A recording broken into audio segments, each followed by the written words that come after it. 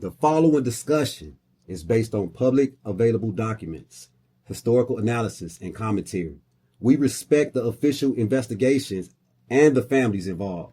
This video is intended for analytical and educational purposes only. What are your thoughts on reptilian humanoids, and do you think that the royal family possessed a reptilian bloodline? The Epstein files recently revealed conversations about eating and receiving beef jerky. What, you think aliens want to come down here and be like some trade with Gucci Mane or something? They want to trade with Gucci Mane? This planet has been invaded by Jesse Jackson just passed, man. Who? Alien life force for thousands of years. What do you feel that Jesse Jackson brought good to the culture? And they have manifested themselves, and they have almost perfected the human form. Do you think the goal was to beat the Soviet Union in the space supremacy? It's been reported that the astronauts that blew up in the 1986 shuttle disaster, the Challenger, are... Before we go into who, let's discuss why. Why would anybody want JFK unalive in the first place? Charlie Kirk is not. We gonna get that. Charlie Kirk.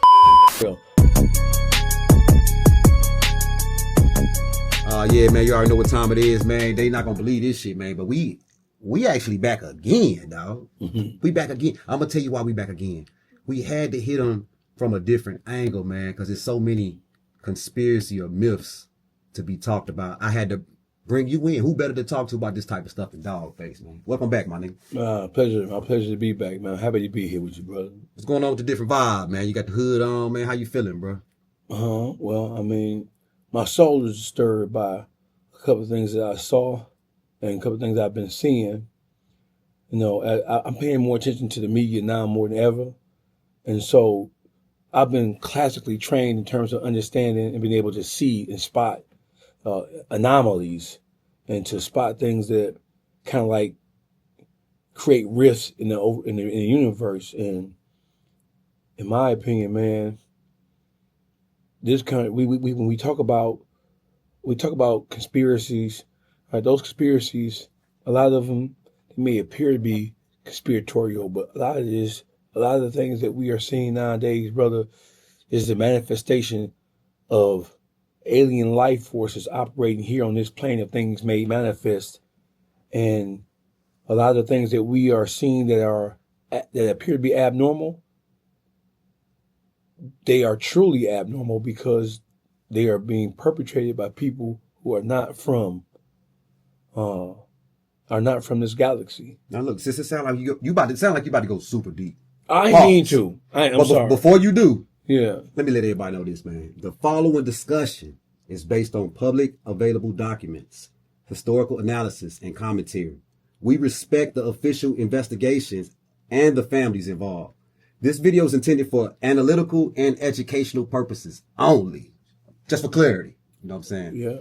Let's go ahead and get to it, man, because you was kind of going somewhere that I kind of want to go, bro. Let's do this. Y'all make sure y'all like, comment, and subscribe.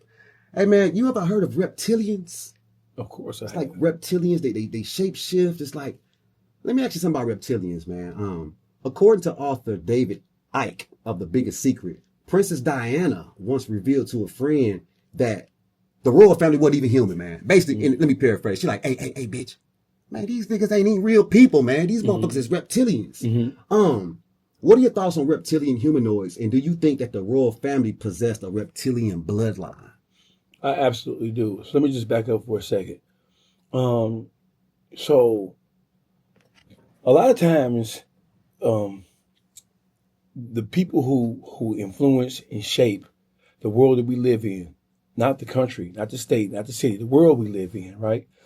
They try to familiarize the general population with things that are to come by putting them in movies. And they call them sci-fi, right? The whole premise and purpose of sci-fi movies is to introduce you to things that haven't happened yet in your mind, but have been happening for hundreds of years. Most of the things that are happening now in this world manifested thousands of years ago. But from a psychological standpoint, from an emotional standpoint, the human population wasn't ready to adjust to, or wasn't ready to adopt or to digest what's really going on down here. This planet has been invaded by alien life force for thousands of years. and they have manifested themselves, and they have almost perfected the human form, and they have been guiding us towards our own destruction. That's why you see the human population as a whole, people who are truly, genuinely human, right? Without any cut to them, right? That's why you see them rushing towards their own demise and destruction. There's a force that exists that is pushing humanity towards its own destruction. Because like in most of the sci-fi movies, when you see alien invasions, you see them coming down here in spaceships, taking over by force, right? When you take over by force, then what you do is that you spark a natural resistance. And so what they've decided to do is, versus taking over by force, they decided to assume the appearance of human beings and then guide and shape human behavior through science, through education, right? And they have put things in place that will cause human beings to rush to their own destruction. And then as they die, they replace human beings with alien life forces that appear to be human. And they're going to do this all the way up until the point to where they don't have to do it anymore when they have numbers. Do you think this was something that was here from like the beginning of time, or do you think this was something like genetically created in like a lab or something like that? No, I think so. First of all, I don't think it was created in a lab because you're getting too sci-fi with that. Okay. Right? To assume, when you look at planet Earth, the planet Earth, according to them, is just one of 9 planets in the solar system that we live in. But you have to understand that there are thousands of other solar systems that exist. So if you think that we are the only life forces or life forms that exist in the grand scheme of things, you know that can't possibly be true, right? And so, but we've been trained to look at alien life forces as something that is not fathomable or not comprehensible, or they put like a scare factor with it. But no, they've been here. And what has happened is, so what happens is that most of the alien life forces, they operate at such a high frequency, they tend to absorb and or destroy their own particular environment. So they're constantly they're constantly on the lookout for other habitable planets they can occupy.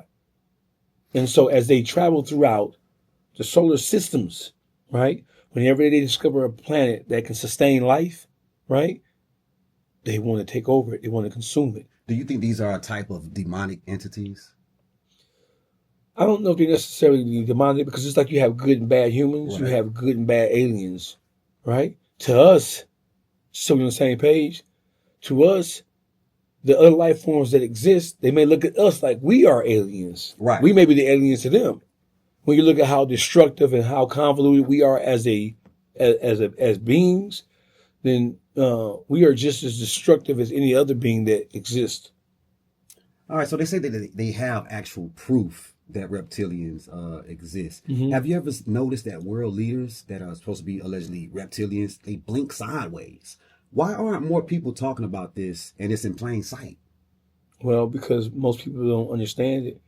And when you talk about things like this, the way our media is set up and the way the education is set up, the way the power structure is set up to automatically shut down any conversation that may evoke some of these thought processes, especially when you look at it on a grand scale. They relegate people who understand what's going on. They try to make them look like they're crazy, uninformed, or just batshit mad. And so because the world that we're living in now, and because they are actually here, whenever a voice with any kind of power or any kind of influence raises up to talk about this situation, they're silenced immediately because it's taboo. Yeah, it's absolutely taboo. Well, we can see things on a smaller scale that are taboo. There are human behaviors that are taboo to the greater society that people don't want to talk about. So when we talked about something like this, it's especially taboo.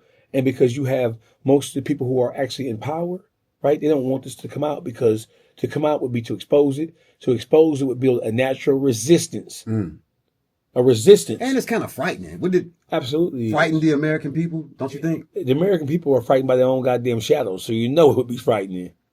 Let me ask you this. Why do you think this breed is only common in politics and not in the black community? Y'all never hear about niggas being reptiles, dog. You know what I'm saying? Is that a serious question? Yeah, hell okay, yeah. Because what motherfucking reptile, what alien life force want to come down here and merge with a bunch of niggas who ain't doing shit, ain't about shit, ain't gonna be about shit. Niggas want to smoke weed. Reptiles don't want to smoke weed. You hear me? Alien life forces are not interested in coming down here and smoking Larry Kush number 18. They're abducting people of power. I mean, yeah, of and stature. influence. Influence. Yeah, and trading places with them. You ever seen Trading Places with Eddie Murphy? Oh, yeah. This is quite frankly and quite literally a situation where you are trading places. What you think aliens want to come down here and be like some niggas? Trade with Gucci Mane or something. They want to trade with Gucci Mane? What motherfucking magnanimous life force want to come out here and trade with Shout out to Gucci Mane. That country talking buffoon ass nigga? He ain't got no power or influence. No. You know, nobody would take over Gucci Mane. No. And then the rest of these old weed smoke. When you think about what a nigga is and what a nigga does, a nigga is nothing and does nothing except by the hand or the permission of white people. So when we have different life forces that come down here on this planet, why would they waste time trying to replicate some shit going on inside the black community when the black community is, for an absolute fact, controlled by people who don't look anything like us? What would be the point of doing any of that? That'd be a waste of time. We want to assume the identities of the people who run and govern and create policies, right?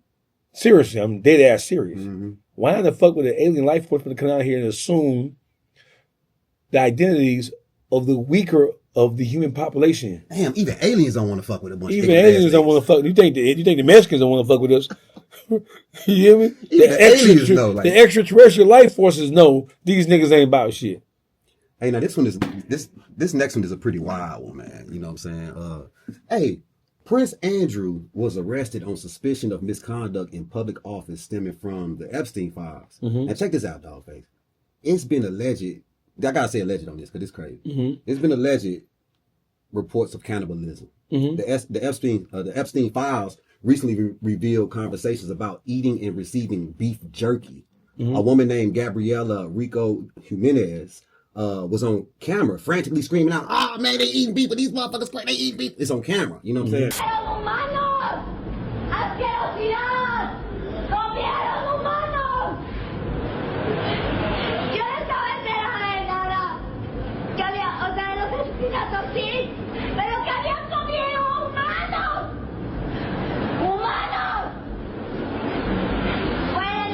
And she said that after leaving Epstein's house. Mm-hmm. Do you think the elites are into cannibalism? I absolutely do.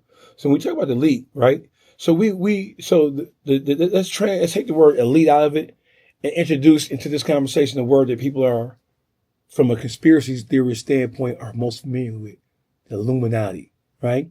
The Illuminati means enlightenment. Those who walk in the light, those who have a higher degree of understanding about all matters and all things, right? The all powerful, all knowing. And so they have adopted. But when you look at the people in the power structure that really runs the society and really runs this earth on a global level, now we ain't talking about Kansas City, we ain't talking about Philly, we're talking about on a global level. They have rituals and they have behaviors that is point specific to their power structure, to their power base. And their rites of passages in terms of how you transform from one degree to the next degree. There are things that you have to incorporate into your behavior and lifestyle. And you do those things in order to prove your worthiness and to prove your loyalty to the power structure that controls this country and controls the world. What do you think they have to gain from doing rituals? Power, influence, and submission. All rituals are based on, right? All rituals are rites of passages. So in order to prove that you are worthy of inclusion into this particular society, there are things that you have to do and partake in that is going to change the dynamic of the way you think. So when you talk about cannibalism is not just about the simple act of eating human flesh. Cannibalism, because we are programmed to understand what the human beings are. And all human beings look at human beings in a particular way. When you can consume a human being, right, you do that under the most distressful circumstances possible, like a shipwreck. You're involved with a shipwreck on an island and there's no food source, right? How soon? There was a study conducted. And they said, and it was an experiment about how fast it would take human beings to turn to cannibalism when there was no other food source, right? As they scavenged the land for, there's no physical meat, there's no animals, right? Either in the sea or on land that are consumable. And there were air, land, sea. There's nothing that's consumable.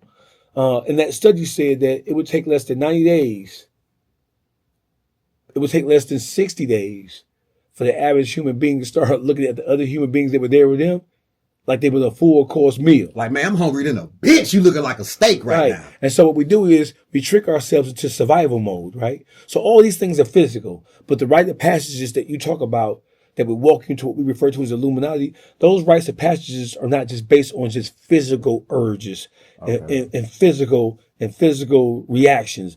Those rite of passages are based on the psychological manifestation of or the psychological transformation of a person's soul and spirit.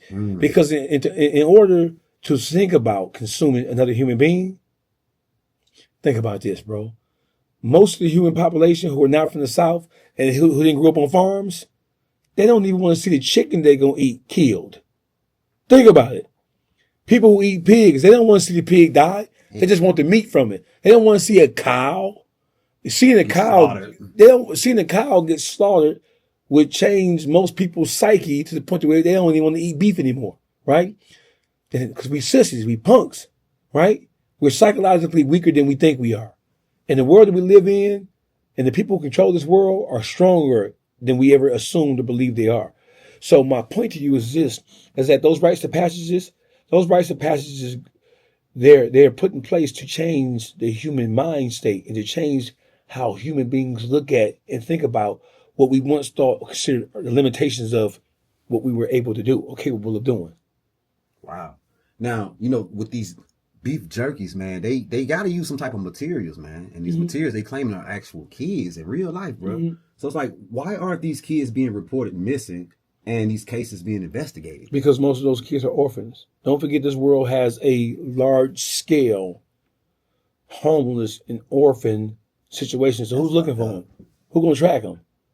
Right? So they know no one's looking for these. I have to ask you a question. In the city you live in, where are the orphanages? With foster home, foster care. Where are the orphanages? So now we think about foster homes now. That's right? What comes to mind for me. Right, but there are still orphanages. There still are physical buildings where kids are housed in large part, right? So we've transformed that into the whole foster care system, right? But there still are orphanages in this country that exist. There still are group homes that exist that act as orphans. And most of those group homes and most of those placements, right? Those kids are the lost and forgotten. Those kids are primarily kids who don't have family. For whatever reason. That's sad. They are down on their luck. Yeah.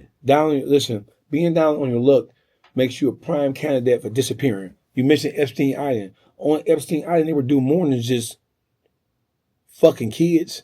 They were doing more than just committing homosexual acts. They were actually kidnapping black people from the States and kidnapping black people from South and Central America, right? And they were setting those black people out in the wilderness of Epstein Island. And then the inductees of Epstein Islands would go on human hunts, hunt down and kill them like they were wild animals. So that is a rite of passage too. Unbridled and unfettered destruction and annihilation of human beings. A ritual-based situation. Look, man, in 1961, during the height of the Cold War, the Soviet Union had already launched the first satellite. You know what I'm saying? They sent the first human into space. They was on it back then. You know what I'm saying? So John F. Kennedy was in charge back then. He like, damn, man, they smoking us, man. We got to do something big. So he like, you know what? I got it. We gonna send the first people to the moon. Nobody. That was a lie. It's not a conspiracy. That was an absolute lie. Because that was during the Cold War period. So let's make sure we're on the same page, right? The Cold War period was between the United States of America and primarily Russia. China wasn't necessarily a part of the whole Cold War situation. So at the top of the Cold War, it was Russia and all the different countries and territories they created or controlled.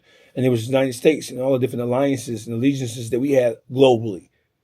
So, of course, it was a race to space. It was a race to space, exactly. Yeah, it was called a race to space. So do you think the goal was to beat the Soviet Union in the space supremacy? No, the goal was to. So a lot of it was smoke and mirrors. So that the goal of that was to, because it was about technology. It was about knowledge and know-how. It was about being able to apply what you know to something that was physical, something that was tangible, something that you can see. So whatever advancements in science, medicine, education, mathematics, because at the core of all science is mathematics. The highest of all of the sciences is mathematics. At the root, at the core of all science is mathematics. You can't get a scientific equation without a mathematical formula being applied to it first. So the race to space was, we were in a competition. It was just as simple as that, right? And so the countries so if Russia made it to space first, then that would change the whole global dynamic in terms of who people viewed as the superpower. So when they were sending Sputnik into outer space, right? Mm-hmm. We were sending our endeavors and our challenges into space, right? And so it was just a show. It was a horse and pony show, right? The whole thing with the first astronauts that supposedly Armstrong landed on the moon, never landed on the moon. That was in New Mexico.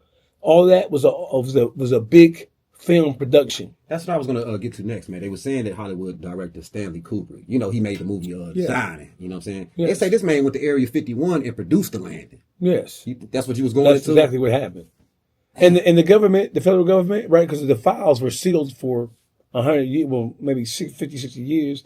They've come out and said that the actual moon landing was a staged event so as we wouldn't lose ground to Russia and their advancements. Right. Man, that's deep, man. It's a guy named Bill Kalin. He had wrote a book called "We Never Went to the Moon," and he gave reason why it's fake. You know what I'm saying? He said the footage, there's no stars in the picture. You know what I'm saying? The flag waving with no wind. Right. Why aren't these people locked up for deceiving the American people if this is true? These people are the federal government. Oh, they're the people. They're the people. They're the people behind the people.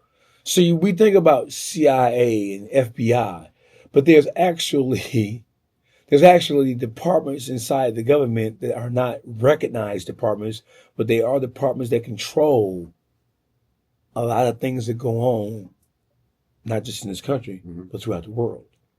There are departments that exist.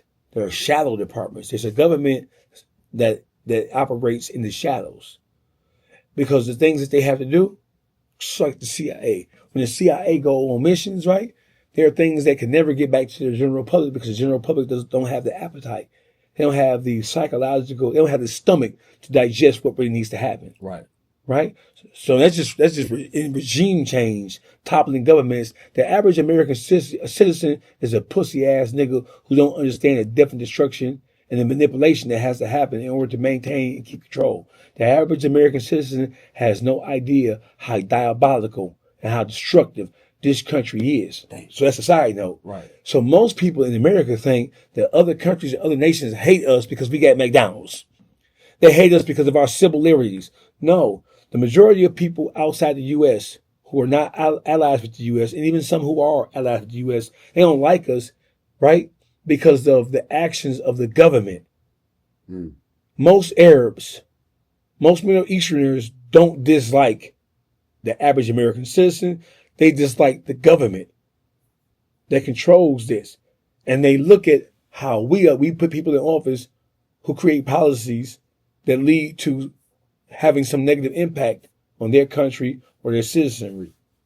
Hey man, some guy doing a documentary on the landing followed Buzz Aldrin, who was one of the astronauts. Follow him around, man, with a Bible, trying to make him put his hand and swear on the Bible, man, like, man, swear to God that you did the landing. Man, he said, man, dude turned around and stole on dude, man. Was that the reaction of a man that has nothing to hide?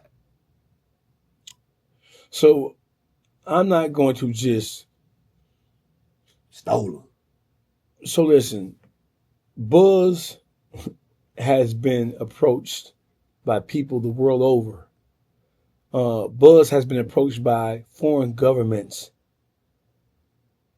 with the purpose of trying to get him to admit or acknowledge that we didn't actually land on the moon first. And so you have to understand that he's been under a lot of pressure since before the so-called landing took place. And you have to understand, think about how valuable the information would be if a different government were to learn or were to be able to expose the fact that the United States of American government, for absolute fact, lied about the entire process of the moon landing. Think about it. How much of a blow to the morale of American citizens would that be?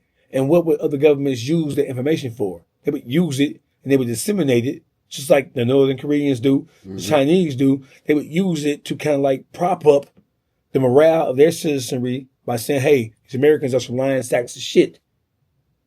Right? And then they would use it in the counterintelligence program, right? And feed it to the media through social media and various other forms of communication to let us know, let the American citizens know that, hey, y'all ain't all that. Y'all never been all that. Right. You've been led and governed by a bunch of fucking liars, thieves, charlatans, murderers. And so look, it's been reported that the astronauts that blew up in the 1986 shuttle disaster, the Challenger, are alive and well, man. They are alive. Man, look, check this out. Yeah. Michael J. Smith and Judith Resnick are both working as professors. But check this out. Ronald McNair and Ellison, I'm going to say, I can't pronounce his last name. Man, they claimed to have twins. But at their funerals, it was none of their twins. It was no twins. They was full of shit. This is another situation involving NASA. My question to you, man, ain't there a charge for like faking your death in plain sight? No. Listen. So when you say charge, you mean law. The law doesn't apply to people who operate outside of the law. And if what we're saying is to be believed, and if what we're saying is in fact true, think about the planning. Think about the logistics that had to be. Think about the scope of planning that had to take place in order to carry something like this off. The people who were in charge of planning or in charge of constructing this whole idea, right? Those are people who operate outside of the normal confines of law. So when you talk about this type of situation, you can't talk about it within the confines of normal law and order because they're not operating inside the law. The law is for the general population of the world. The law is not for the lawless. The law is not for the people who control and create. Basically, the game is rigged. And the influence has always been rigged. With 1986 having the Iran-Contra scandal, Immigration Reform Contra Act, in 1980, they also had 1986 midterm elections and foreign policy, all that year, 1986. Was the Challenger story made up for political distraction sometimes? It absolutely was. Just like many other political footballs, right? So we go there and we come forward to right now.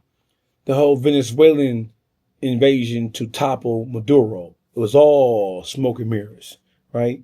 The whole Charlie Kirk fake assassin. Charlie Kirk is not dead. We're going to get to that for sure. Charlie Kirk is alive and well. All those things were made to distract the general public and to also produce social upheaval so they can use this upheaval and the discontent and the malcontent amongst the human population to shape-shift policies. It's like three-card Molly, right? You're focused over here when you really should be over here. That's why you see Charlie Kirk's wife, his widow, acting in such a strange manner, what we believe is a strange manner. It's a heavy burden to pay, heavy burden to bear. But that is white people for you the world over. But before I get off of the Challenger, let me ask you this real quick. Do you think this also could have been another way to get space shuttle funding? Absolutely. By playing on the emotions of the American people? It is absolutely. That is one of the cornerstone principles of how you get people to open up their purse strings. They say the motherfucker was empty when they blew it up. Yeah. That's absolutely what happens. So what happens is the federal government and the powers that actually be, they use the dynamic of influencing people through tragedy. 9/11, right? When the federal government couldn't convince Congress, when Congress couldn't convince their constituents to vote for or to support a certain issue, you create calamity. And through calamity, you produce change.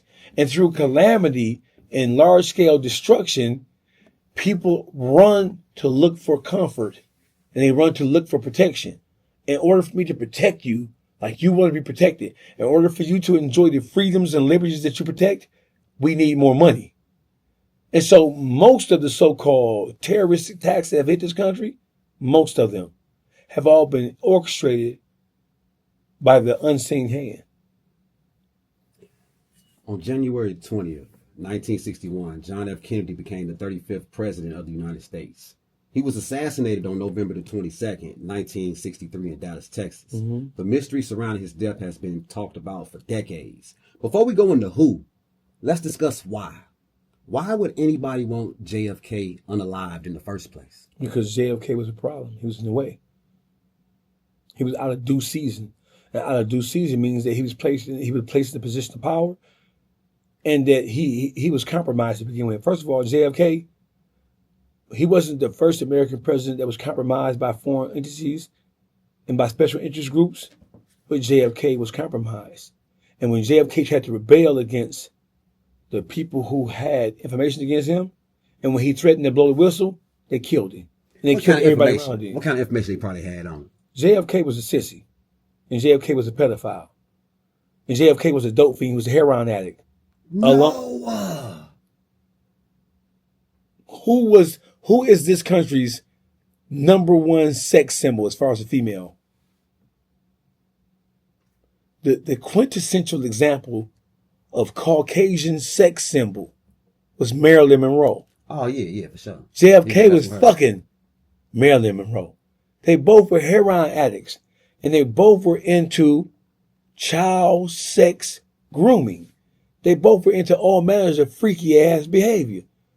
JFK was compromised. Do you know how many listen, the White House, for example, the White House is the most surveilled building on the face of this planet because of what it represents, right? JFK was compromised. So he was compromised by Russia, and he was compromised by the Mossad, the Israeli intelligence service. And don't forget, Israel was going through a tumultuous time in the 1950s and 60s. And so to the Mossad, to the Israeli security service, they know that they can only maintain control through having influence. And so JFK was just one example of a person put in power and then deciding to rebel against the power structure that put him there. And so when you do that, they remove you by any means necessary. And that's what happened to him. Same thing that happened to Epstein. Remove him. Get rid of him, make him disappear. Well, look, man, for years they said it was Lee Harvey Oswald. But recently they showed a video of the driver doing it. They showed the driver doing it. Mm-hmm. Why nobody from the parade said anything, and why are we just not seeing that? Because it was all a controlled stage event. And you know who the extras were in the event? The general public who were there to see that parade. Those were the extras. The general public, not just in this country. They were in on it? No, the general public were just extras in the movie. Okay, gotcha. Yeah. Right? So just imagine being an extra in a movie when you have no idea what the production is. You're just there, right? So the general public in this country, they're pawns on the chessboard of life. Most of the American population are so unaware of and so undereducated, right, about what's really going on in this world, that they are a hindrance and a nuisance to themselves more than anybody else. They're like flies.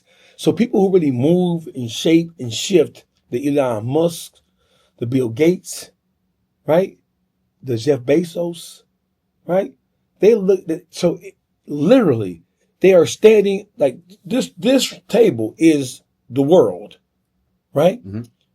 And Elon Musk and Jeff, based on what they know, they're mental giants based on what they know. This table represents the world, right? And Jeff Bezos and Elon Musk and even the Gates, Bill Gates, they're standing over in normal size in terms of scale. This table is the earth, and they're standing over the table, looking down at the table, making decisions about what happens where, when, how, and why. And so you just can't force people to do something. So you put things in place to convince people that what you want to happen needs to happen. So it's called population control. It's called social engineering, right? So I wrote a book called Add, Subtract, Multiply, and Divide. And the cornerstone principle of that book is this. And it's available worldwide. It's available everywhere. It's called Add, Subtract, Multiply, and Divide. Add, Subtract, Multiply, and Divide is a book that was based on my study and research of population control and social engineering. And so the general precept principle of my book is that you can add, subtract, multiply, or divide the conditions in a person's life to change or influence the outcome of who that person will become. Like, for example, and this is just a low-scale example, but it's still an example nevertheless. You can take a kid who's from the ghetto, right? And you can take a kid who is from affluence, right? Just because the kid who's from the ghetto is from the ghetto doesn't mean that he can't grow up to achieve. But his environment and the things that he digests will influence who he eventually becomes as an adult. Mm-hmm. On the flip side of that, you can take a kid who grows up in absolute influence, and the people that he's around and the conditions and circumstances that he finds himself or she finds herself in can influence her to the point where she becomes nothing, despite the fact that from a financial standpoint, it appears that she had every advantage in the world. And to break that down to even more simpler terms is, so people would think, oh, his mother's a doctor, his father is a lawyer or a scientist. So when we look at society, the fact that your mother was a doctor, your father was a lawyer, that means that you should have every advantage in the world. But behind the scenes, we don't know that your father is a pedophile. And he's a pedophile because he's been raped. He was an altar boy and he was raped. So he was raped by a Catholic priest. So even though he grew up to be successful, because being a victim of abuse doesn't mean that you can't grow up to be successful. So the mother is a doctor. The father is a lawyer. They have a child. From the outside looking in, that child has every advantage in the world versus the kid growing up in the ghetto who happens to be black. His mother was a single mother of 8 kids by 7 different men. His father was in prison, never knew him. He grew up around drugs, poverty, crime at the highest levels, right? You would think that the kid who grew up with the mother's a doctor and the father's a lawyer would have a better situation. But what we don't know is add, subtract, multiply, and divide. Even though he was born with a plus symbol on his forehead because of the wealth that he's born into, in that household, his father was a rapist. His uncles were rapists. His uncles were a part of Epstein Island. So most child molesters and most rapists, I'm going to get back on point, but most child molesters, most abusers, they don't abuse strangers first. They abuse people who they have access to. And those people they have access to are the children of family members and friends. Let me give you another example before I get back to my point. I'll just stay on my point first. So mother doctor, father lawyer. But what you don't know is that the father grew up in the Catholic Church and he was abused. He was raped and molested by one of these freak ass priests, right? So the father is a demon, even though he's trying to maintain from an outer shell, he's trying to maintain the semblance of a normal lifestyle. But the father is really a fucking monster who's raping his kid. Or the son walks into the father's room or private office and he finds child pornography inside that room, right? And the mother she's a successful doctor, but she's also a dope fiend. She's she's a prescription pill junkie, right? So this kid is fucked up in the head because of what he sees, despite the fact of how much money he has. So this kid grew up to be nothing, not shit, a dope fiend. How many children of rich people do we know that kids trying to not to be shit?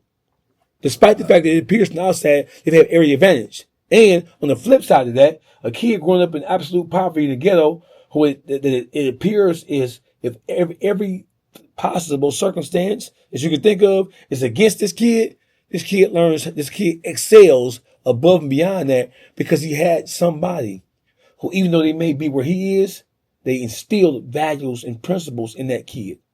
So just because you grew up in wealth and in prosperity doesn't mean that you're going to go on to become a different person. So add, subtract, multiply, and divide. You can add, subtract, multiply, and divide the circumstances and the experience of a human being. And you can transform somebody who it appears has every advantage in the world to be a dope fiend piece of shit who ODs at 18. And then if you add, subtract, multiply, and divide the right circumstances or situations inside in the life of a child who grows in poverty, that child can grow up to become a senator, a doctor, a lawyer, a businessman, an entrepreneur. So in the same way these things exist, the same way these things exist on a grander scale when it comes to people trying to control human population, you add, subtract, multiply, and divide the conditions. In the urban environment, you have so many explosions in the ghetto because what have they added to the ghetto? Right? So let's talk about add, subtract, multiply, and divide inside the urban environment. And let's come to an understanding of why it's so explosive. Inside the urban environment, you add drugs. You add guns. You take away or you minus proper education. Right? You multiply despair and hope by doing things that help break down the overall family structure so that the families are top heavy with women who are already hyper emotional beings who are raising black males, right? And then you divide from that community. Divide means to break down, right? Mm-hmm. You divide the other social aspects that would help a person gain true mental and psychological maturity. When that happens, you creating a fucking monster in there. So that's why the ghetto looks like it looks. Add, subtract, multiply, and divide circumstances and conditions, right? You can add, you can take away, you can multiply, and you can divide.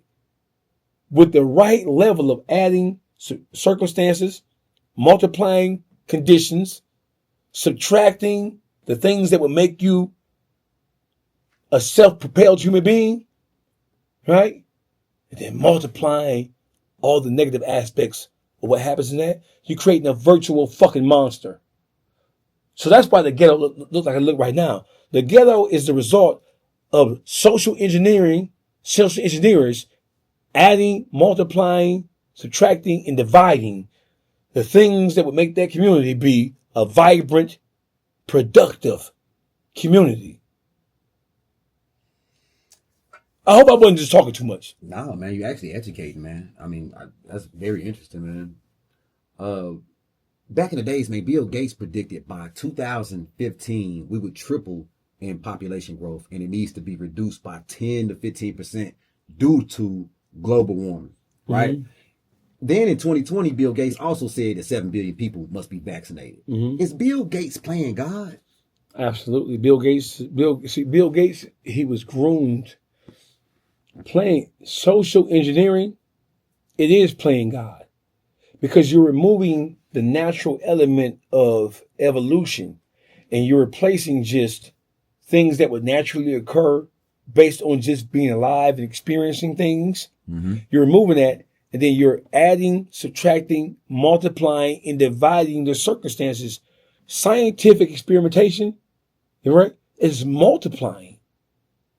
It is multiplying something, some virus, some disease. You're multiplying it exponentially for the purpose of subtracting human beings from this earth, for the purpose of giving the people who are on this planet more access. You're multiplying the negative, right? You're multiplying the negative to create a virus. That virus is going to minus. Man, fuck all that. Ain't that mass murder? It is. If you could prove it? It is mass murder. It is murder on a mass scale. However, those things are necessary to control the human population. Those things happen all over the planet. And they've been happening on this planet since we've been here. So these world leaders are really playing with diseases and they actually changing the weather? So listen, when we say world leaders, right? Don't give them actual leadership too much credit, because most of these world leaders are nothing but puppets who are put in place. Or, listen, world leaders are chosen by the people. The world leaders who are chosen by people, right? Those people are influenced by something about that person, or about that person's ideology, or about their political affiliation. So you add, subtract, multiply, and divide different circumstances in that person's life to make that person appear to be more fair seeming in the eyes of the general public. And thereby you elevate that person's status or stature in the eyes of the general public. And that does what? It inspires people to vote for a savior. So we live in a world. They created the problem. Yes. Damn, You adding, subtracting, multiplying, and dividing. I talk about the black church in my book, right? We're talking about social engineering here. In my book, I talk about how in the black community, almost on every corner, you have what? A church and a liquor store. Did you read my book, brother? Because you just repeat what I said. I'm right? this. Yeah. You have a church and a liquor store in the ghetto, in the urban environment. Seemingly on every corner or every other corner, let's give them some grace.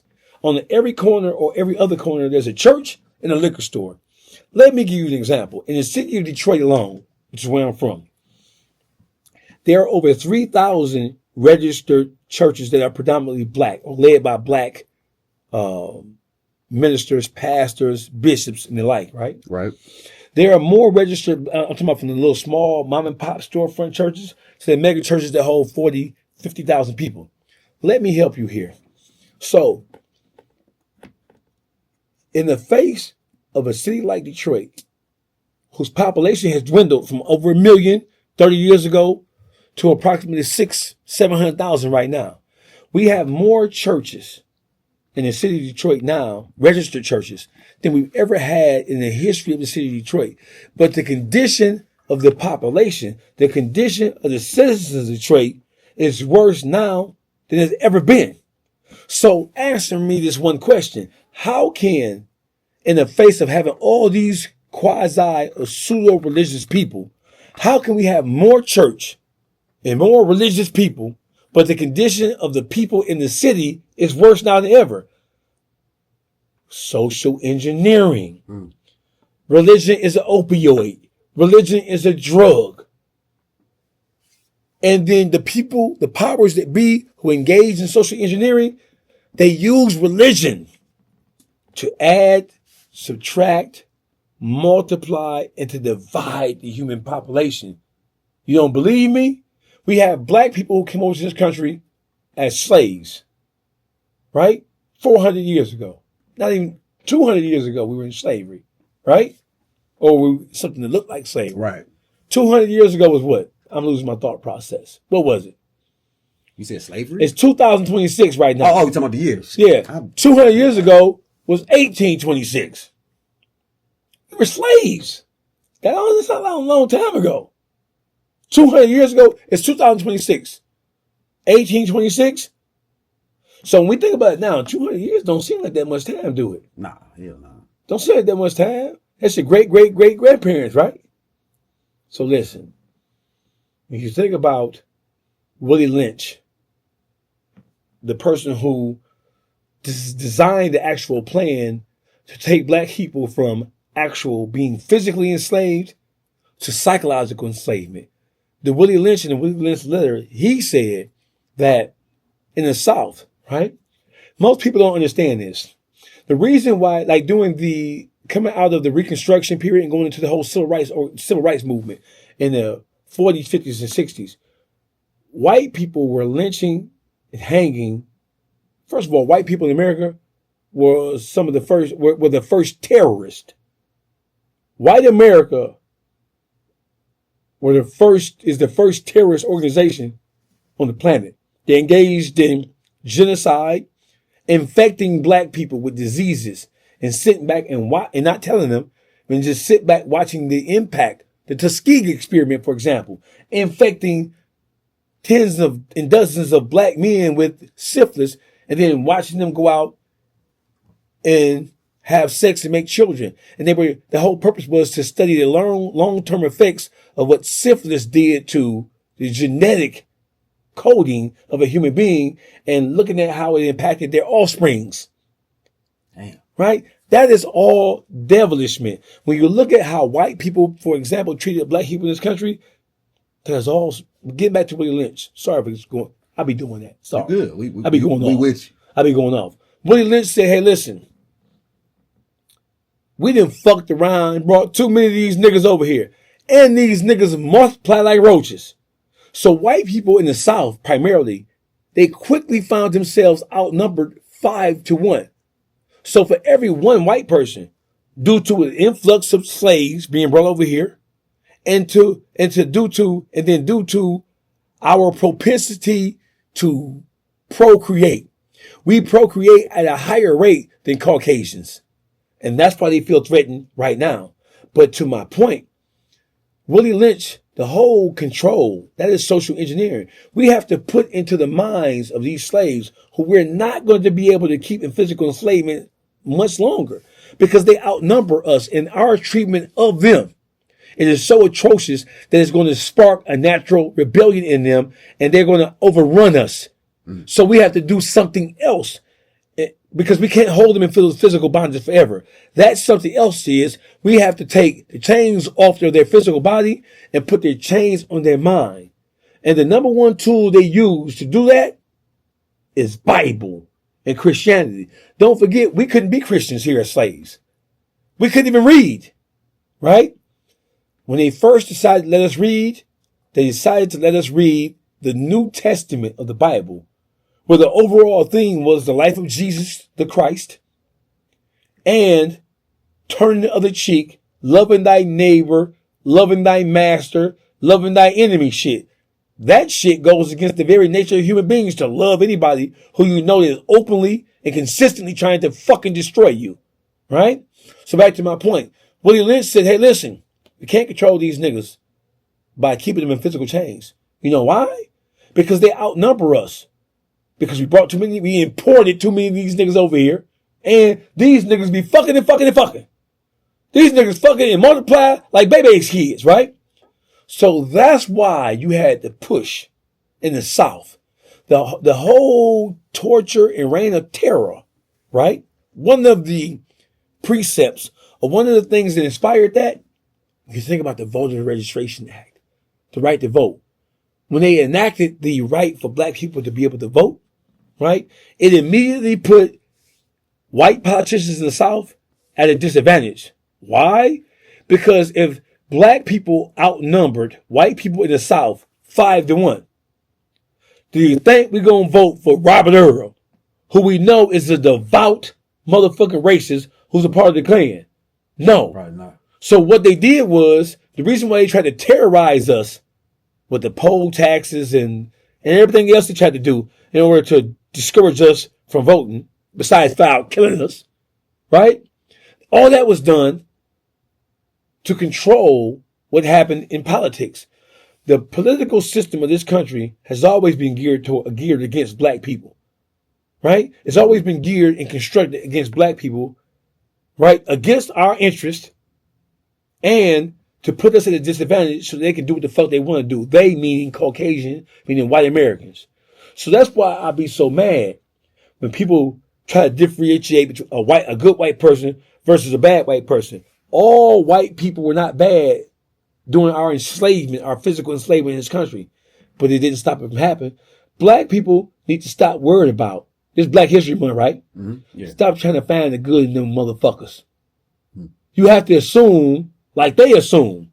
When you walking down the street at night and you come across a white person at light, you're going to hear them goddamn doors clicking because they're assuming you can be a doctor. By looking at you, they're going to assume you're a criminal. So black people, I think it's to our advantage to start assuming all white people are vampires and they are agents of the devil and they are agents of the fucking Illuminati. All these motherfuckers are Epstein and they have Epstein in them. Diddy is nothing but a dark-skinned Epstein because we're living in a society where black people want to be so much like white people that we take on and adopt the characteristics of white people. And those characteristics, by and large, are characteristics that are devilish, reptilian, and destructive. White people are aliens. They are the spawned offsprings of aliens. They are vampires. If you don't believe me, I know you don't believe me, because you're looking at me like you don't believe me. Listen, are you a religious person? Yes. Okay, so listen. In the grand scheme of things, in terms of the creation of this planet, right? The planet was created before human beings, right? The sun, the moon, the stars. Mm-hmm. The creator, whoever you believe in, they all know that this was not by divine origin. There was a higher force, a higher power behind the creation of everything that we know, see, feel, taste, and touch, right? Can we at least agree to that? Oh, yeah. So the sun was created before human beings, right? Yes. Okay. So that means that when God created all living things, you think God created a living thing and put a living thing on his planet that would be non-compatible with the different elements of the universe? Do you think he would have done that? No. No, it doesn't make any sense. Right. Everything that the creator, or that God, or whatever you want to call him, everything that he created on this plane of things made manifest, he created to thrive from, or to gain sustenance from, everything on this planet. From what's in the sea, what's on land, and what's in the air, right? And there are rules and regulations about what we're supposed to consume. But let's take it to a bigger level. The sun, the only thing on this planet that is negatively impacted or affected by the sun are Caucasians. And the whiter you are, the more against the nature of this world you are. How so? White people are vampires. No, it sounds kind of, because we've been spooked out by the motherfucker Count Dracula. Yeah. Sound crazy as you, right? Listen. Let's look at Dracula for a second. When did Dracula operate? When did he come out? At night, when the sun was down. Yeah, nighttime, yeah. Right? So listen, symbolically speaking, that's the nature of them. They operate in the shadows. They operate in darkness. They operate in deceitful patterns and in deceitful behavior. That is all dark magic. Do you get what I'm saying? So listen, when things are brought to the sun is fire. Fire burns off impurity. Okay? So the only living thing on this planet that is negatively affected by the sun are Caucasians.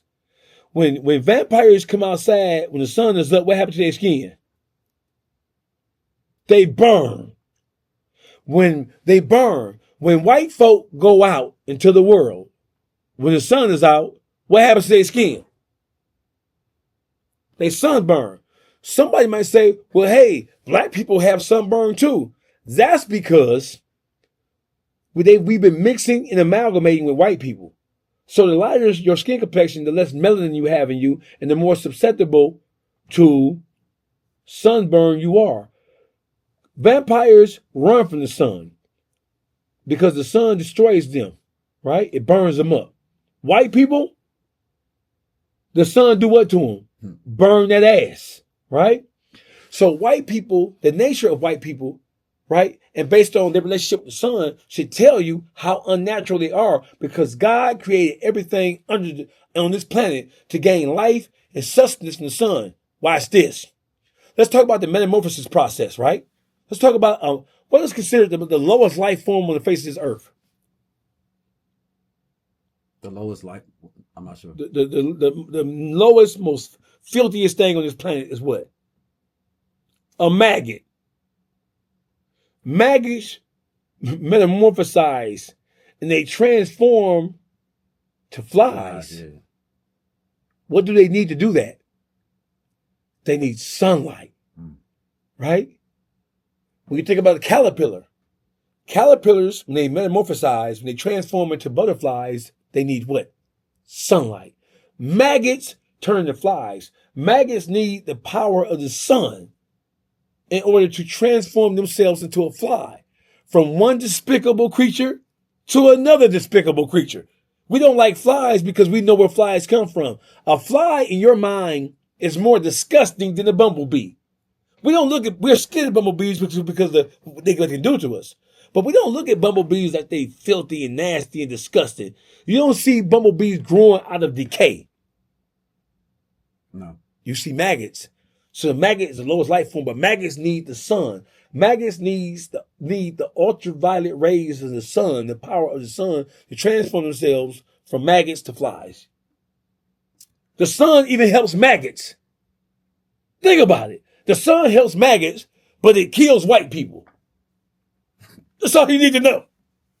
Hey, look, man. Recently, Jesse Jackson just passed, man. Who? Jesse, man. You know, some people actually call him Messy Jesse, man.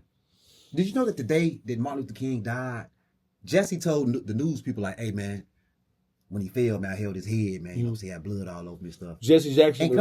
And come to find out, Jesse had blood all over his shirt. Mm-hmm. Man, his people said Jesse wasn't even around, man. So Jesse clearly took the blood and smeared it on his clothes, right? Mm-hmm. He goes and do an interview the next day wearing the same shirt, trying to get sympathy and stuff like that. So my question, dog, is Jesse had to have taken that blood and smeared it all on his clothes, stuff like that. Why do you think Jesse was seeking attention at a time like that, though? Jesse Jackson is an agent of the government.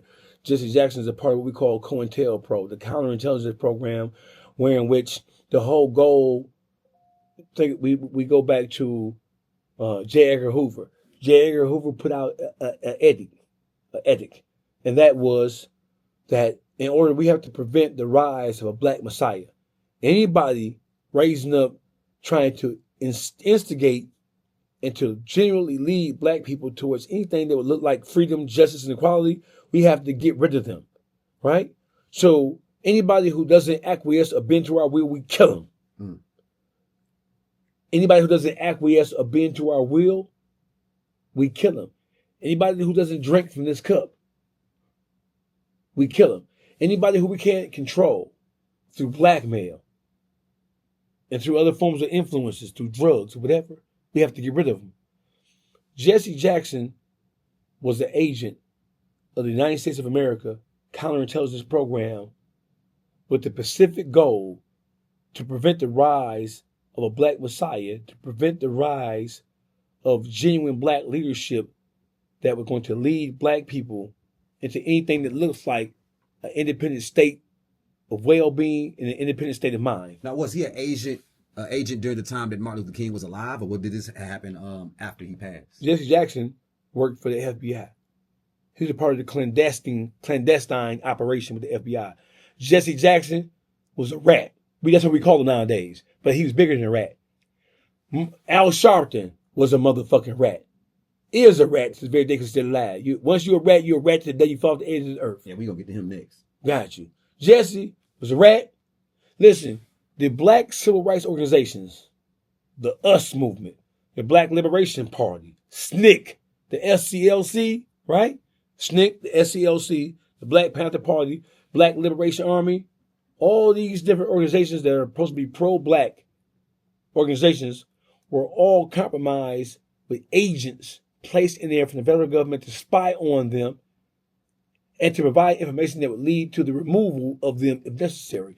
Martin Luther King was removed because he was transforming himself from just a nonviolent protester of what was happening to black people in this country. Right? One of his last speeches, he said, I realized that I may have walked my people into the mouth of the lion by telling them to sit back and peacefully protest against people who were openly trying to destroy us as human beings. And he said that I have realized, I've come to the realization that I may have misled my people. It may be time for us to fight back. Now, mind you, you had Minister Louis Farrakhan, you had the Honorable Elijah Muhammad, right? You had Malcolm X, right? And you had everybody from Medgar Evers, going back to going back to in the annals of time, from Toussaint Louverture all the way up to Marcus Garvey and the Garveyites, Noah Drew Ali, all preaching independence from this motherfucking wicked ass nation and society. If Martin Luther King, who was viewed as the most peaceful, a regular rank and file, stepping fetches ass, nigga ass, yes sir, pastor, if Martin Luther King changed his mind and he started preaching that Think about how congruent that message would have been with the message of Malcolm X at the point in time and the message of Elijah Muhammad at the time. That would have been disaster because you would have had niggas who had been accustomed to turning the other cheek and letting them motherfucker put a water hose on you and put a dog on your ass to bite your ass up. Now, them niggas start shooting back as a problem. Let me ask you this. They said Jesse was an opportunist. He was. Do you think he was glad Dr. King was assassinated? Absolutely, he was. Damn. Because it allowed him to step into the limelight. It allowed him to step into prominence. He was an agent. He was an agent provocateur. He was a double agent. But he was also a man who had desires and had sights on being a power player. They put him in position. The whole Rainbow Coalition. Why Martin Luther King had a nigga around him like that? I'm sorry. He didn't know. He didn't know. But why did he have him around? Because you had to trust somebody. And when you, the tongue may say one thing, but the underlying actions of the human being may display something totally different. So inside of all black organizations, you have people who are hypocrites. They profess to be one thing, but behind closed doors, they do something else. And everything black is compromised in this country. Niggas are our own worst enemies now, not the white man. The white man don't give a fuck about us. The white man has exhausted their use for us. That's why they're trying to lock us up in prisons and destroy us and kill us at will. The white man don't know what to do with us no more. He never thought that he would have to give us anything to make us equal to anything with him. Look, man, Jesse ran for president in 84 and then again in 1988. Why you think it never worked for him, man? White America wasn't going to put that nigga in there. White America wasn't ready for no, just like white America. Jesse Jackson, man. Jesse Jackson was a bitch ass nigga.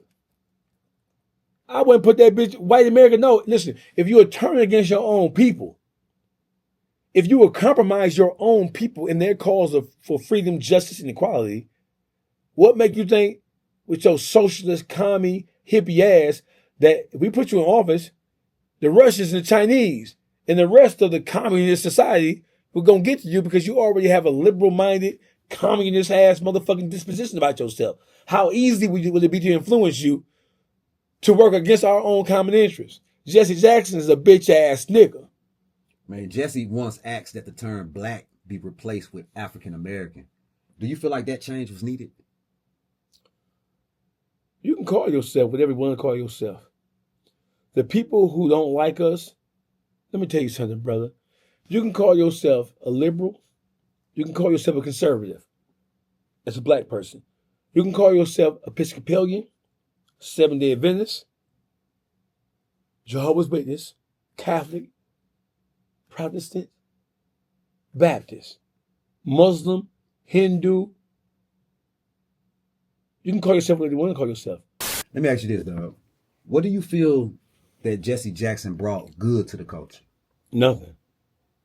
When you're starting from a place of deception and deceit of the magnitude which he had, when you start from a position of deception, if you found out that your girlfriend was cheating on you with 3 different men a day before your engagement, would you still marry her? No. All right. So because she's compromised, right? She would be compromised, you know why? Tainted. She's tainted. Jesse Jackson was tainted when he took the death of Martin Luther King and turned it into a triumph from his own personal self-aggrandizement. Jesse Jackson is a snake. And he should have been the one getting shot in Memphis, Tennessee. No. Yes. What good did he ever do? All he did was kowtow and genuflect and buck dance and put on a show to white people. Jesse Jackson he's a king cobra. Jesse Jackson, somebody should have poisoned him a long time ago. Damn. So you been knew Jesse wasn't no good. Well, figured Jesse. I'm a student of history, religion, and politics. I'm an avid reader. I'm a researcher. Jesse Jackson is compromised. He's been compromised from day one. Jesse Jackson was a plant. Let's speak on another black leader. You know what I'm saying? It was reported that Al Sharpton was an FBI informant that took down members of the mafia and celebs like Don King. Mm-hmm. Do you believe there are more black political leaders like Al Sharpton that still work for the feds today? Yes. Next question. Damn. Why? No, let's back up on that. Why do you feel like that still exists today, though? There's gonna always. So listen, and so let's just take politics out of it for a second, right? Okay. Let's just take in the. So listen, Judas is the person who, according to Christian theosophy, is the person who betrayed Jesus. Right? Jesus, in all his glory, since his death 2,000 years ago, he's still one of the most powerful figures in the history of mankind, even in his absence, right? Right? If Judas betrayed Jesus, what chance do you think a bunch of niggas got? If you have people who want to prevent niggas from developing a true sense of self and developing a true understanding of what it means to be self-motivated, right? You put somebody in there who has the appearance of those things, but in all actuality, that person really works for us. And that person's job is to use whatever influence they have. But what does it say about the morals of that person that's allowed? He don't have none. He don't have a moral compass. His moral compass was broke. His moral compass was broke the day that he decided to try to assume the mantle of Martin Luther King through trickery and deception. When Martin Luther King got shot, Jesse Jackson was nowhere near him, and he didn't get anywhere near him. He didn't get anywhere near him until after he was died, which is where he took the blood from the ground and rubbed it on his own self. He saved the goddamn shirt and went to the press conference the next day. He did another one after that. He kept the shirt on. With the same shirt on, as if he was hurt. But he was nowhere near Jesse, and nowhere near Martin. And he told the story as if Martin died in his arms. He was nowhere near Martin. Jesse Jackson is a fucking agent provocateur. He is a snake. And Jesse Jackson should have been dead. Listen, we can't change him out now. But listen, I'll swap Jesse Jackson out for Charlie Kirk. I'd rather have Charlie Kirk than have Jesse Jackson, bitch ass house nigga, boot licking ass. I'll take Charlie Kirk. give you one better. I'll take Anton Daniels over Jesse Jackson. And I don't necessarily agree with much that Anton Daniels come with, but I'll take Anton Daniels. Listen, historically, Anton Daniels would be a better fit for leadership amongst black people than Jesse Jackson ever was. Look, I got one last question about Al Sharpton real quick. How was he able to preach black unity when he's setting up successful black men like Don King? How are you? Because he rationalizes in his mind. Listen, human beings are masters of being able to rationalize wrongdoing in their mind and then marching forward as if everything is hunky-dory, as if everything is right and exact. We're masters at tricking ourselves. We rub delusion on like it's lotion. You pass the bottle of delusion and let me rub it all over my body. We are self-delusional people. We are our own biggest enemies. We are our own worst enemies right now. And have been. Let me just go straight to this one, man. Why do you think Martin Luther King was assassinated? What's the meat and potatoes? What's the why? The meat and potatoes, because he had shifted his mentality, like I mentioned earlier. He shifted his thought process, and he was in the process. Martin Luther King met with Malcolm X. Little did the public know. He met with Malcolm X prior to his assassination, like a month before. They had a private meeting. And in that meeting, and it wasn't so private because other people was there, in that meeting, he revealed to Malcolm, and he told Malcolm that he may have made a mistake. He may have used his voice to lead by being the sheep, too soft? By misleading people about true freedom, justice, and equality. There is no people on the face of this earth who are able to gain freedom or respect or the acceptance of their former oppressors by talking to them. You can't gain the respect of your oppressor by talking to him. Your oppressor doesn't want to see you be anything other than a servant to them. If you want to throw off the yoke and throw off the chains of your oppressor, you got to break them off. And some people got to die. Black people as violent and as vicious as we are right now, as we display ourselves to be, black people are still some of the most forgiving people on the face of this earth. Ask me why. Why? When you look at what happened to us during slavery, when you look at what happened to us during the Reconstruction period, through Jim Crow South, the Civil Rights era, the death, the destruction, the murder, the torture, we were terrorized. If black people were to repay white people for what they did to us, an eye for eye, ain't that what the Old Testament teach? But that ain't what they taught niggas. They taught niggas to look into the New Testament. They stayed in the Old Testament when teaching some niggas something. They teach niggas the Jesus shit. Turn the other cheek. No, nigga. The only way you can gain your true independence and freedom and justice, right? That's why I don't like Nelson Mandela. Nelson Mandela is a bitch ass nigga. Why? Because when the South African regime changed powers from the minority rule, from the motherfucking devils over there, during the apartheid regime, right? When the black majority took over, it was something called the Freedom and Reconciliation Committee, right? And so all the former Adolf Hitler ass motherfucking murderous ass crackers had to do in order to be able to maintain their property and to maintain their status, not in government but socially, right? Without getting their property and all of their power and money stripped from them, all they had to do was to admit to what they did. It was called the Truth and Reconciliation Committee, I believe it was. Okay. Right. I believe it was the Truth and Reconciliation Committee. Leave a comment in the comment section. Let us know if that's. I believe it was the Truth and Reconciliation. So you tell the truth for the white people who had committed murders and rapes and atrocity and kidnapping and torture of black people during the apartheid regime in South Africa. In order for you to maintain your status and maintain your money without being stripped, all you have to do is admit truthfully about the heinous acts and crimes you had committed. And that's what happened.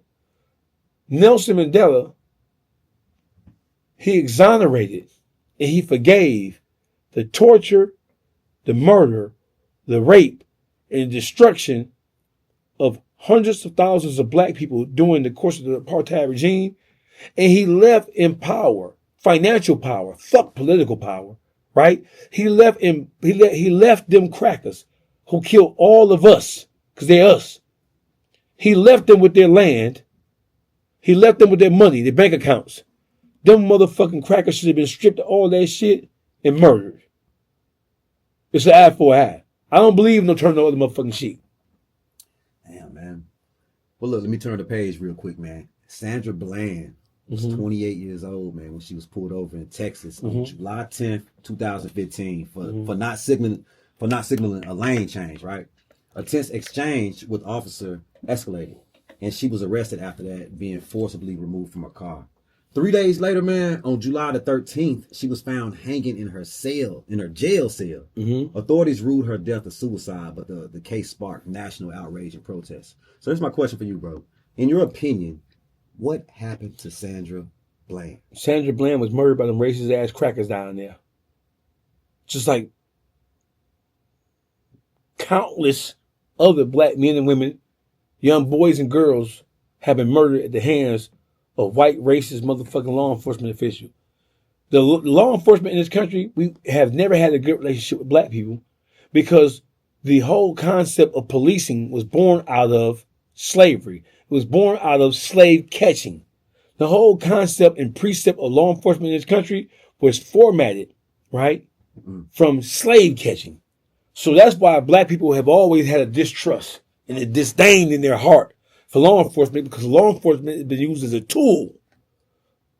You know, the most eerie thing about her whole story, man, is the mug shot. I know you know the backstory with the mug shot. They trying to say, man, that she was unalive during that, and they done propped her eyes open and took the picture, man. So it's like, if this is true, how was that swept under the rug? This is the third time you asked me about white people. sweeping shit under the rug.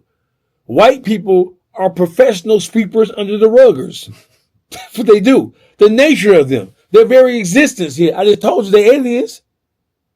Damn. They ain't operating by no humanistic. They're not human. You can't rape, torture, kill, murder, disfigure women, children, and kids like they did and be human.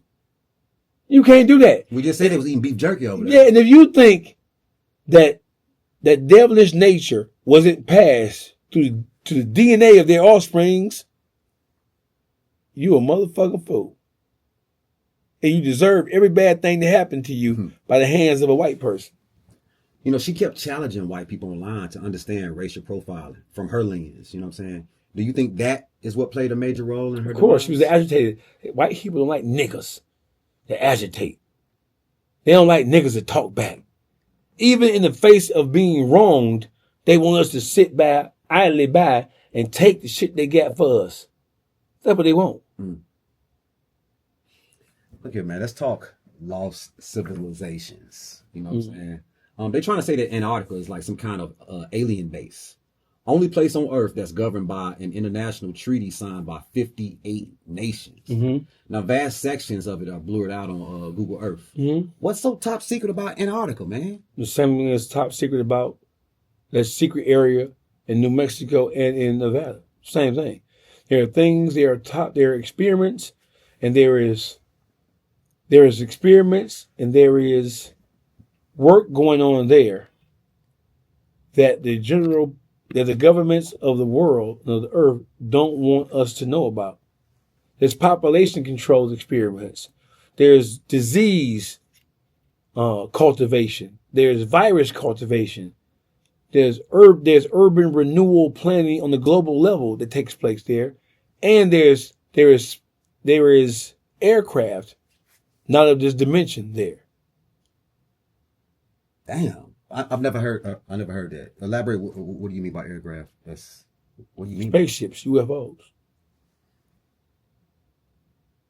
Do lost civilizations still exist? Yes, they are keyed. Keyed mean you have to be a part. The key is the education, the psyche. You have to be in tune with the keepers of those secrets. You have to pass through the rites of passage in order to get there. You have to qualify yourself in order to have that access, the knowledge of what the gateways to the lost civilizations are. Now, this is something I like talking about stuff like this. I want to know your thoughts on this. Why people never film or talk about the Garden of Eden? You never talk about it because the average person, 99% of the population doesn't even know that it is. They think it's a folklore. Do you believe it exists? You believe it's a physical place? It definitely exists. I believe that. Where would it be? Where would it go? Things don't just change just because. Do you believe? Okay, so this is what God said in the Bible about the Garden of Eden today.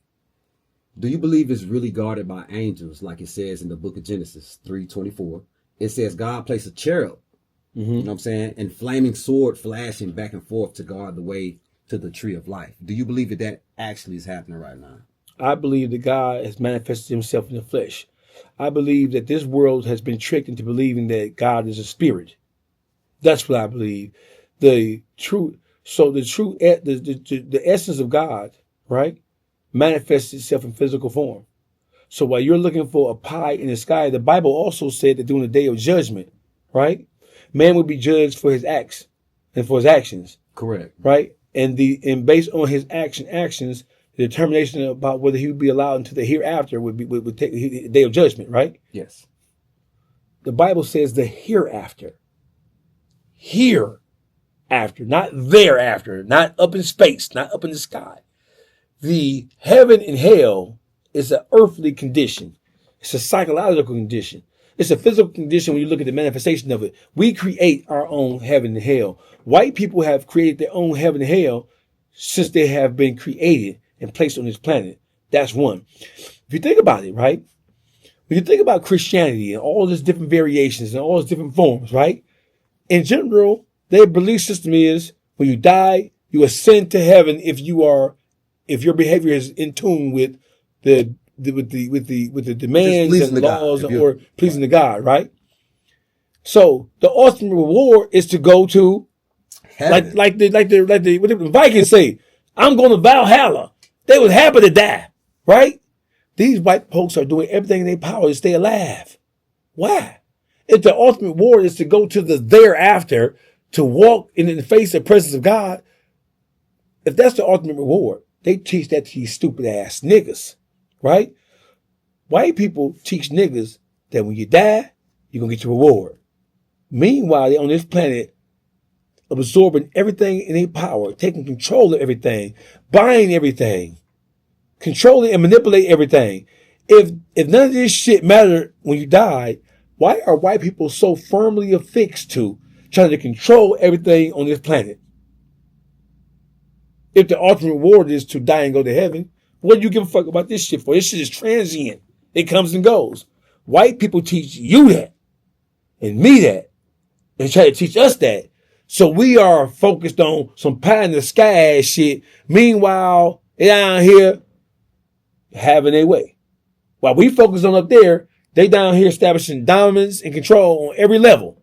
From politics to science to education to medicine. You brought up Charlie Kirk earlier in the interview. A guy named Tyler James Robinson. He's a 22-year-old Utah man. He was arrested on murder charges and accused of being the shooter. Mm-hmm. He was charged with aggravated murder and related felonies in connection with the killing. Why do you think a 22-year-old white Utah man would want to harm Charlie Kirk? He didn't. He was a patsy. In the same way, when you talked about JFK's assassination, who they pinned on?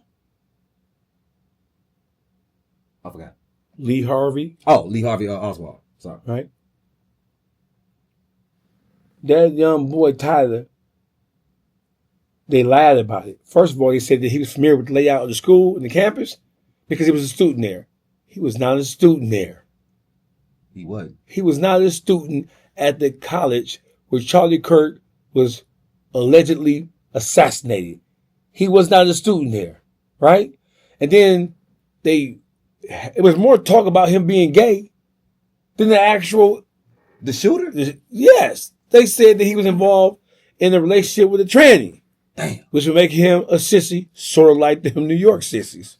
I had to go there, sorry. Right? You good. Right. They say he was gay. He was involved with a tranny. So he didn't like Charlie Kirk's views on certain things like that. That's why he allegedly he came from a strict conservative background and upbringing. His father was in law enforcement. His grandparents were in the military. He was a registered Republican. Nobody in his family ever said that they ever heard him say anything that was remotely considered to be anti-conservative, anti-Republican, or anti-Charlie Kirk. They said that he was indoctrinated by the liberal-minded, transgender, white boyfriend that he had. There's no evidence that the person that he was in a relationship with was or had any of the ideologies that they said that he communicated or indoctrinated Tyler with. That sound made up. It was them little young white boys, 22. Who wrote that script? Them little white boys who wrote that script. The same of us wrote the script about Charlie Kirk being assassinated. Same people. Do you think Charlie Kirk's loyalty to Donald Trump ultimately led to his demise? No, because Charlie Kirk was a representation of how white people really feel when they're not afraid to express how they really feel. When you can't counsel them, right? See, people in the world of politics, in the world of the social construct of this country, they play games and they speak with forked tongue. And they speak at the left side of their neck because they know it's not popular to do so. That's why people hate Donald Trump so much. Be it as it may, whether you think he's racist or a bigot or whatever it is, Donald Trump don't got no filter. He don't give a fuck because he know you can't do shit to him. In the face of having 34 felonies, in the face of being accused of being in Epstein files, in the face of grabbing them by the pussy, all that coming out, he is white America's darling. They love him. Donald Trump represents the majority of how white America feels about everything. Don't never get that twisted. Before we get off Charlie Kirk, did you believe or did you agree with some of his views? Yeah, I did. Yeah. I did. I believe that people like Charlie Kirk are necessary.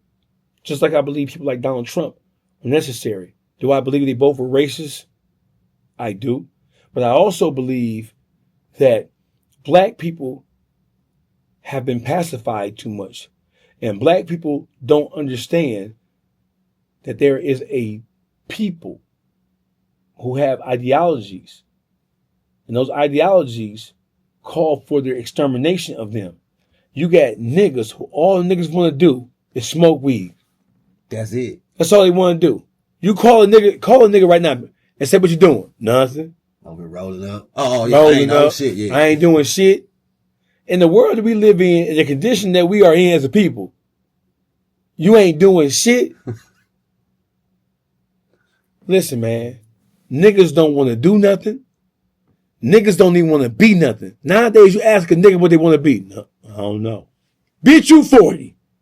I always ask people, man, hey, man, what's your finish line, man? They're like, dang, I never thought about that. Like, I know my finish line. What's yours? I don't know. I don't know. If you ask, listen, for the people who watch this, find somebody who hasn't watched this and ask them, what is your finish line?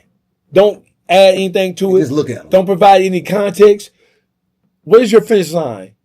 You're going to see the look of bewilderment. What the fuck is you talking about?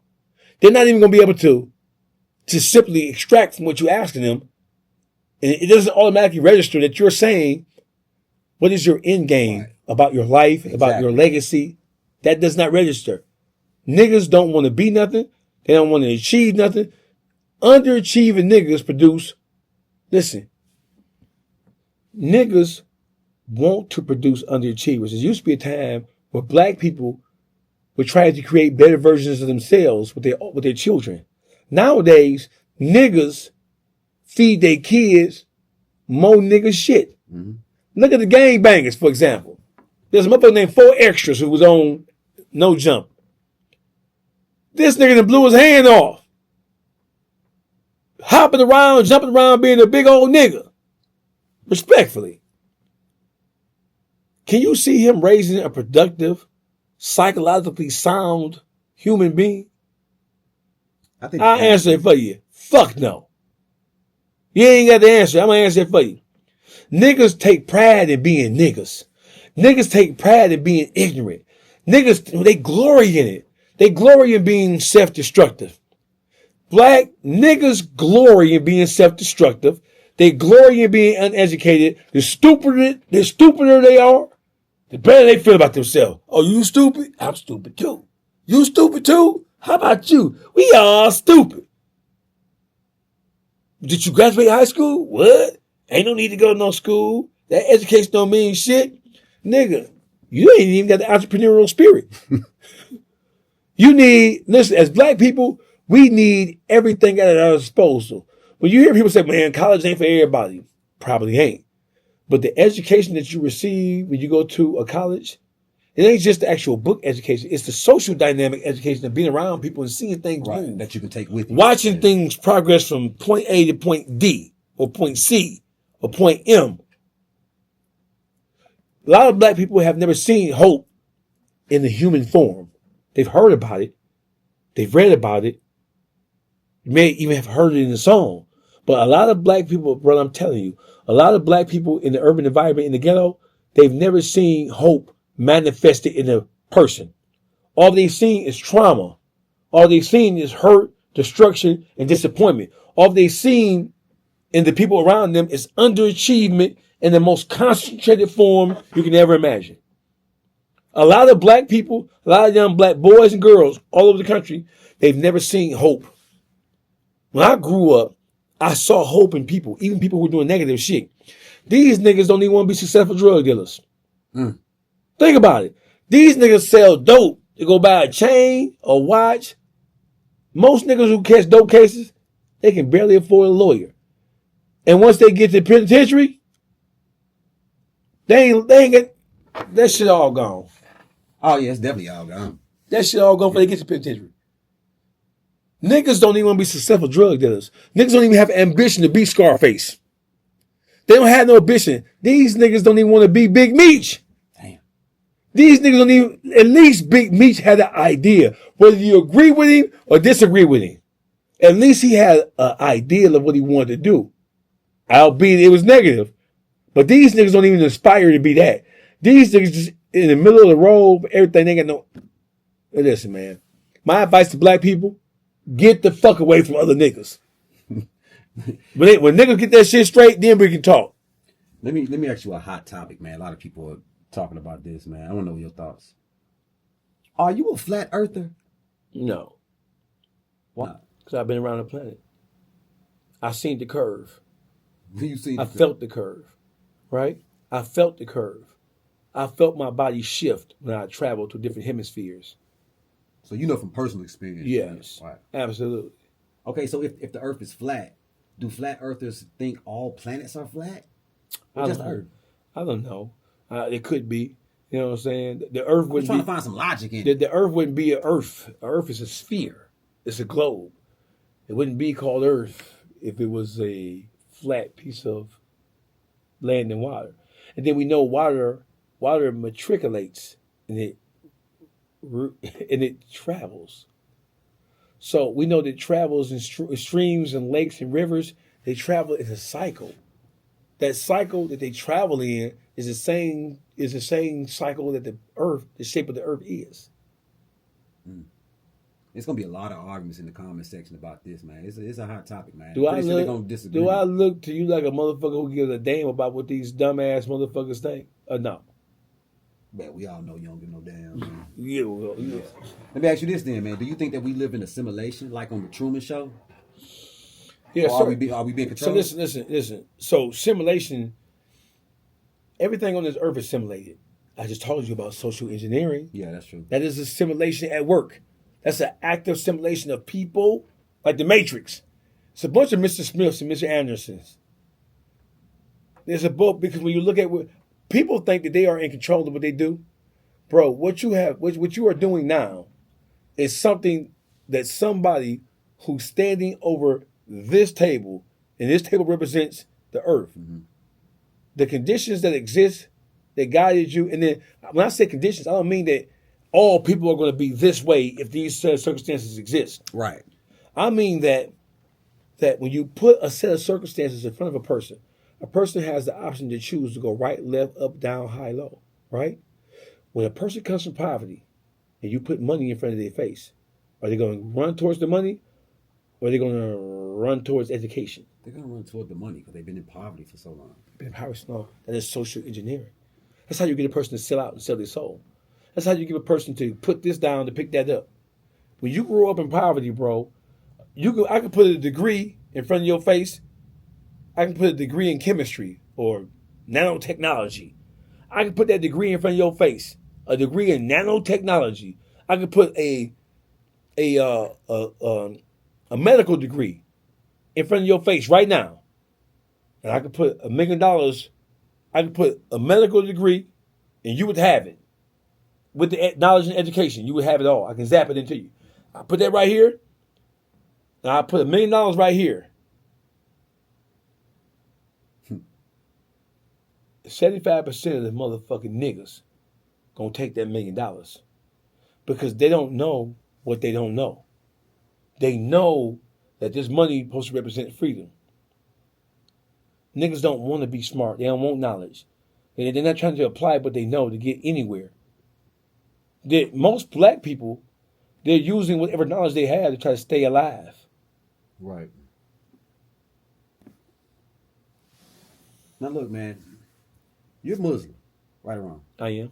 All right, so you're Muslim, but do you also believe what the Bible says will happen in Revelations will come to pass? Like I wars, absolutely do. weather change? So as a Muslim, right, I believe in, there are different sects and denominations of Islam, just like there are different sects and denominations of Christianity. My belief system is I believe in the truth of the Bible. I believe that the Bible set out to be true. And I believe that human beings reconfigured the Bible to fit how they wanted to worship the higher being. So when it comes to religion as a whole, I didn't force my children to be Muslim. I just educated them into what religion is supposed to be and what their connection to God is supposed to be. Right? My thing is that the end game of religion, what it looks like is that you don't have a religion. You're not calling yourself anything. Because if you're walking in the true essence of God, you don't need a book.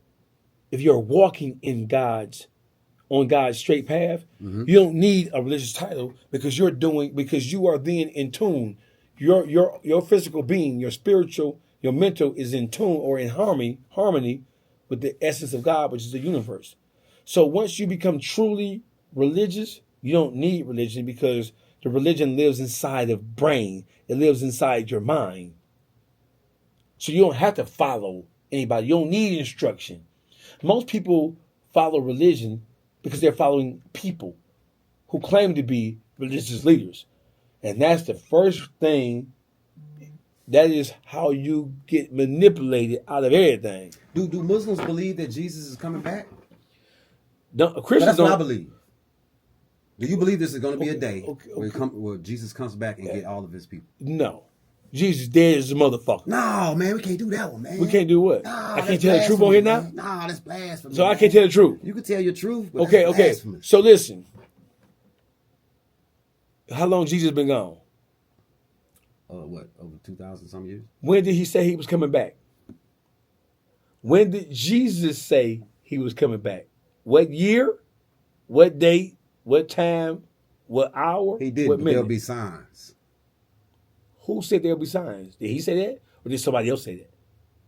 Did Jesus say, I'm coming back to rescue you niggas again? I already died for you niggas once. And look how y'all repaid me. Look at the condition of the human population. Yeah, he coming back. No. I'm asking you, did Jesus say he was coming back? I mean, from my recollection, yeah. Well, show it to me in the Bible. What verse is that? Let me look it up.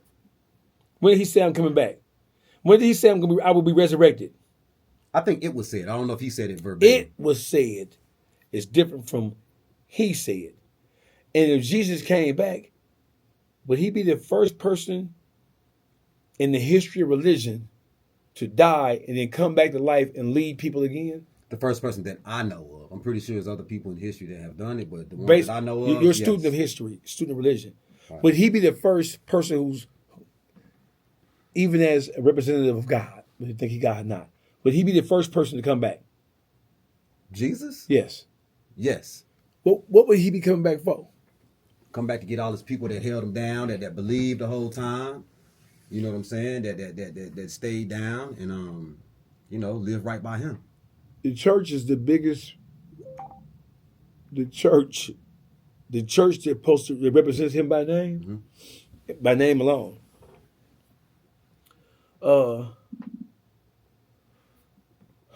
You getting on my goddamn nerves.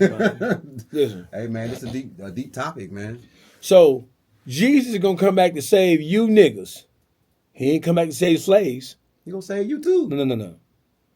So listen, if Jesus was gonna come back, he would have came back during slavery, when the conditions of humanity was a lot worse than they are right now.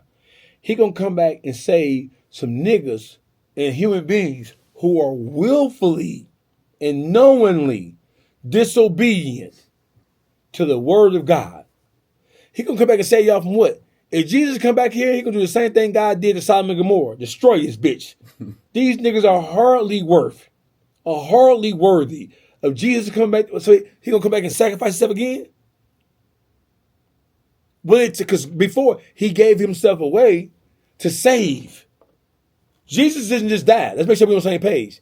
Jesus gave his life and replaced it to save us. If you believe. Yes, correct. Yeah. So how have we paid him back for sacrificing himself so that God wouldn't destroy us so that we can live? How have we paid him back? I mean, we got free will, man. No. Yeah. How have you used your free will? Have you used your free will? Have you remembered the sacrifice that he made you?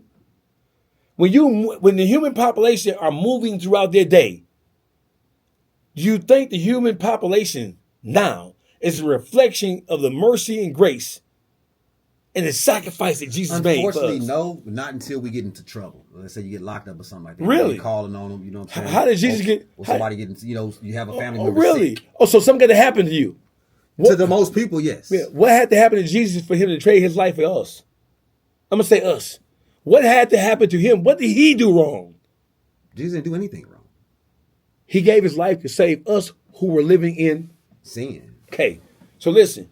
Jesus died without even getting no pussy. No, man. Jesus ain't got no pussy. No. He ain't get no pussy. These are the views of Dawgface and not of the Mafi So Jesus Channel was getting his dick sucked? Oh! I should check this out, man, before we get up out of here. I'm going to ask you this. Do you believe that there's a real spiritual warfare going on around us that we can't actually see? Well, so the spirit is made manifest through physical form. So anything that we see physically, right, is a direct result of the inspiration of spirit. So the physical form allows you to see, to be aware of the spirit. The spirit exists because the spirit puts itself in something. Even wind, for example. Mm-hmm. The wind is a reflection of spirit. Electricity is a reflection of spirit. But you can't see electricity with the naked eye, but you know that it exists because you understand that it powers. It takes things from inanimate to animated. Right? So of course there's a war going on outside. No one can run from. Mm-hmm. You can run, but you can't hide forever. Run, but you can't hide. Hey, Dawgface, we got to do another one of these, man. You know, I always have you on the show. They love hearing your hot takes on certain things like this. But we came a little different angle on this one, man. Showing how well-versed you are with just, historical events and stuff like that. How you feel about coming back again and doing another specific, controversies and stuff like that? Let's do it. Whatever you need from me, bro, I'm here. Let's get it done. Because the whole thing is we need it. So these kind of conversations are necessary. And not just because it shows people that I'm flexible in this way. These conversations are necessary because people they have been deprived of knowledge, wisdom, and understanding. They've been deprived of genuine education. They've been deprived of genuine conversation. I'm not even trying to teach you nothing. I ain't trying to show you something necessarily. I'm hopefully that something in you will be sparked by just the conversation that we've had.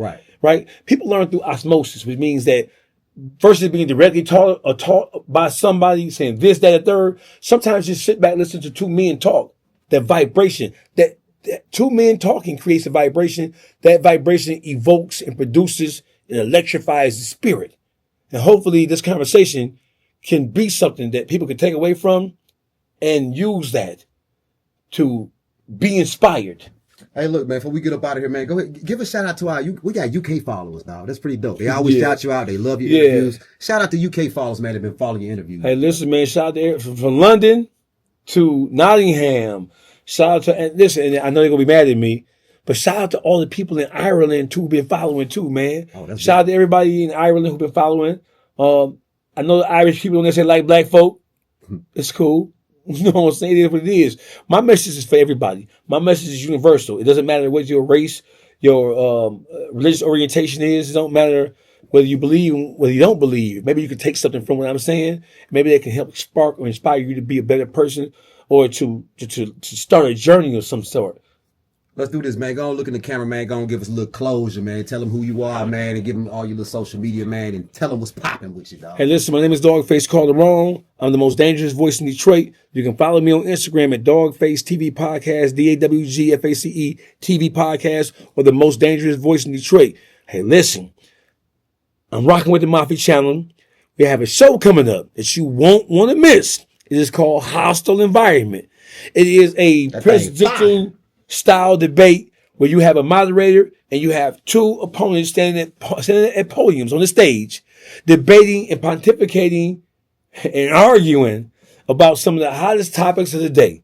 So look out for Hostile Environment starring me on the Mafi Channel. Follow me. And listen, it's me. I'm him. I'm gonna keep it real before we close this thing, man. I feel like you being a little modest, man. Yeah, I mean, I've been seeing you a lot lately, and we talk. We talk a lot off camera. We talk. Yeah, talk every day, nigga. I've been seeing you on stuff. I'm like, I just got the phone with this nigga. He told me he was on the phone with Wack and sometimes things just happen. So the whole thing is, if you get ready, you ain't got. If you stay ready, you ain't got to get ready. You showing out, man. Sometimes opportunities hit. People call me, contact me, and it is what it is. But from just so we know, from this day forward, you want to book Dawgface for anything, there's 2 people you got to see, maybe 3. My bio. It's in my bio. Man, look here, man. Once again, you guys have been tuned in to another episode of the Mafi Channel. Man, look here, man. We finna get about this thing, man. Make sure y'all holler at your boy, nigga. We about this thing.